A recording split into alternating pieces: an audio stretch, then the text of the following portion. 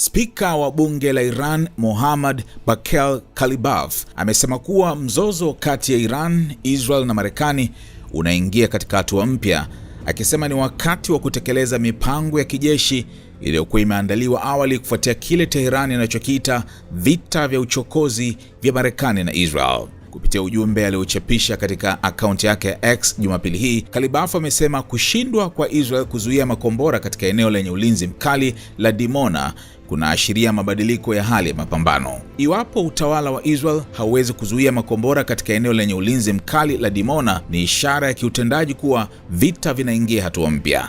Anga la Israel halina ulinzi tena, aliandika. Aliongeza kuwa hali hiyo inaonyesha kuwa Iran inapaswa kuanza kutekeleza hatua zake zinazofuata. Kwa hiyo inaonekana kuwa wakati umefika wa kutekeleza mipango inayofuata iliyokuwa imeandaliwa, amesema. Wakati huo huo, rais wa Iran Masoud Pezeshkian amemteua kaimu mkuu wa wizara ya ujasusi kufuatia kifo cha waziri wa ujasusi Ismail Khatib. Kwa mujibu wa Mohammad Mahdi Tabatabai, ambaye ni naibu wa habari katika ofisi ya rais, uteuzi huo wa muda ulifanywa mara moja baada ya kifo cha Khatib mnamo Machi 18 katika shambulio lililodaiwa kufanywa na Marekani na Israel. Tabatabai amesema amri ya rais ya kumteua kaimu mkuu wa ujasusi imekwisha tolewa na kuwasilishwa kwa mamlaka husika, akiongeza kuwa taarifa zaidi zitatolewa baadaye. Alisisitiza kuwa taasisi zote za serikali zinaendelea kufanya kazi kikamilifu na hakuna jukumu lililoachwa bila kutekelezwa.